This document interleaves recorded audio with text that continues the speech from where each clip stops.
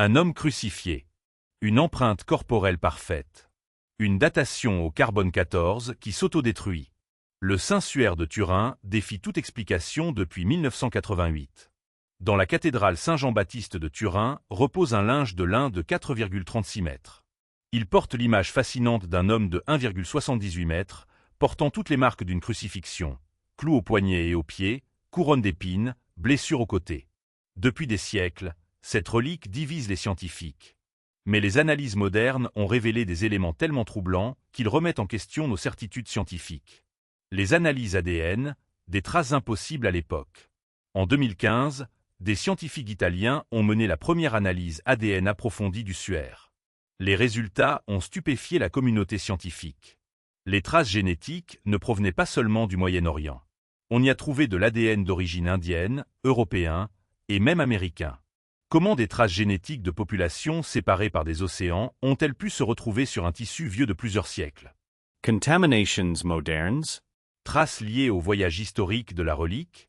Mais comment expliquer la présence d'ADN américain sur un tissu qui, selon certaines théories, daterait du 1er siècle? La datation au carbone 14, une méthode mise en échec? En 1988, 3 laboratoires indépendants utilisaient la datation au carbone 14. Résultat, le tissu datait entre 1260 et 1390. Mais cette victoire de la science allait se transformer en énigme. Des études ultérieures ont révélé que l'échantillon testé provenait d'une zone réparée au Moyen Âge, après un incendie. D'autres analyses suggèrent que la combustion et les réparations ultérieures pourraient avoir faussé les résultats. La datation au carbone 14, considérée comme infaillible, se retrouve aujourd'hui discréditée par ses propres échecs répétés sur ce cas unique. L'image corporelle, un phénomène inexplicable. L'aspect le plus déroutant du suaire reste l'image qu'il porte. Un homme grandeur nature, imprimé sur le lin avec une précision telle que l'on distingue les détails des blessures, la position des clous, jusqu'aux traces de sang. Mais comment cette image a-t-elle été formée? Aucune technique artistique connue ne permet d'expliquer ce phénomène.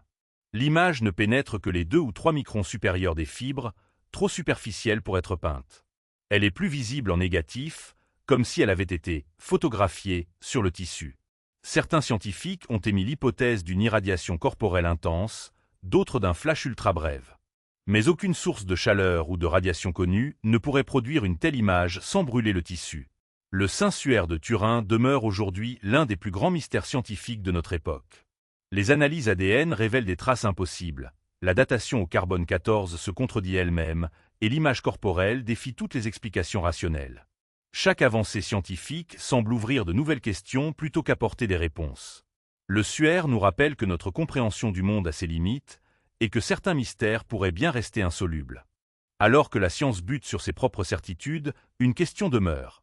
Le Saint-Suaire de Turin est-il la preuve ultime d'un mystère qui échappe à notre compréhension?